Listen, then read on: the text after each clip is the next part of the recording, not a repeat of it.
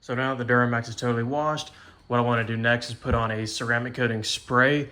I noticed whenever I was spraying the truck down, there was no beading at all. It was just, the water was just totally sheeting off the clear coat. So best thing we can do is add a little bit of this ceramic detailer. This is a nice, quick, long-lasting thing that'll protect the paint, help it shine more, make it easier to wash later on.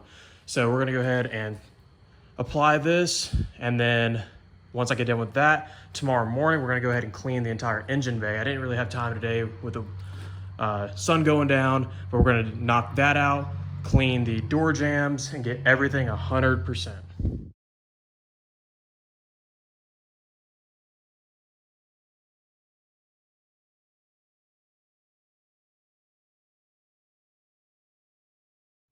So quick update, guys. We got the interior fully cleaned, got all the dust off of the dash, took a bore brush to the radio, climate control, removed the cup holders and washed those separately. We are going to go ahead and remove these seat covers, which have been on here since 2004. And we're gonna uncover to see what these seats look like. They should be essentially brand new. They are in the rear as well.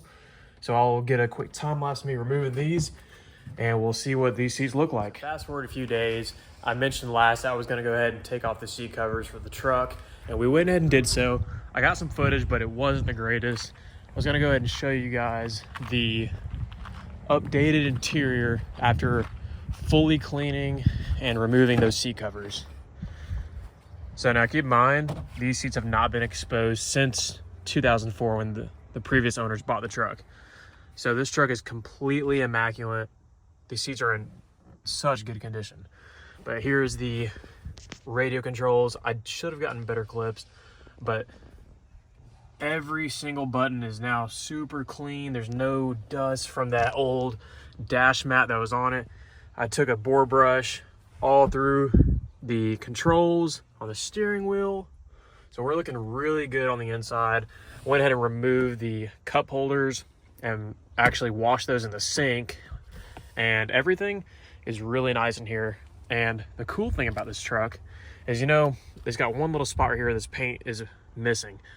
And generally on these trucks, especially when they get higher mileage and just, you know, just older, there's a lot of paint missing from this dash. But it is just so cool how this is just in like pristine condition. So the reason for this video right here is going to be how to make a flip. In this part of the video, I want to go over what everybody clicked on it for, and this is going to be how I turned a $3,500 investment into $18,000. Now that may be a little bit deceiving because, as some of you guys may know, me and my buddy Hunter went into this truck together. So full price, we paid $7,000 for this truck. We got very lucky on Facebook Marketplace with an elderly couple that owned the truck previously. And it may sound like, oh, we just ripped off a elderly couple and bought their truck for nothing and then just turned around and selling it. Full disclaimer, we paid full asking price for this truck and did not try to negotiate by any means.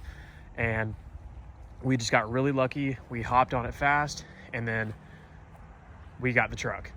So the big question is, how do you find these kind of deals, and what does it take?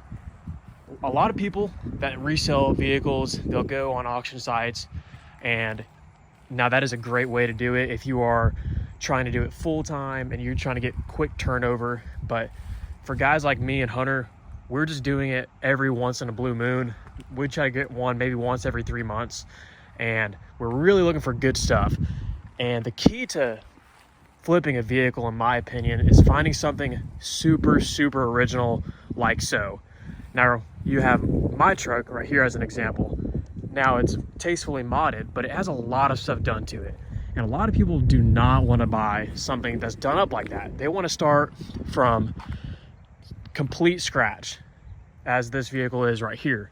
There is no performance modifications, and there is absolutely nothing done to this vehicle. So if somebody has a clean, reliable platform to start with themselves, and these are always what's going to bring your best money.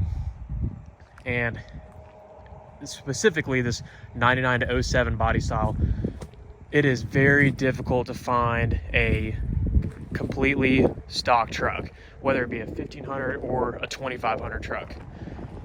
And that's what I found as when selling these. Is now my fourth one to sell. Everybody tells me, wow, I finally found a clean stock vehicle. So when I finally find these things, I try to hop on them.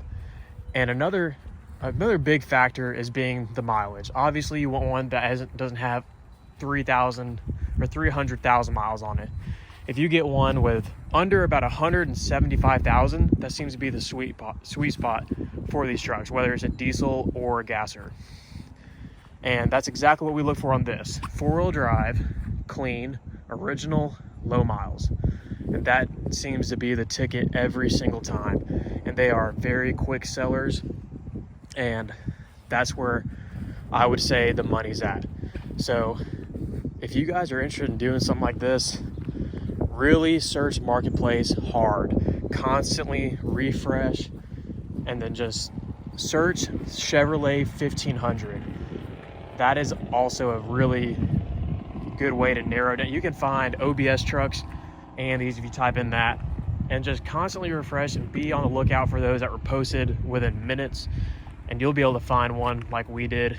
And I hope you guys enjoyed this little quick series on this truck. I know it wasn't anything crazy, but this one was sold a lot faster than we really expected. The truck has only been for sale for one day, and somebody's coming in about 30 minutes.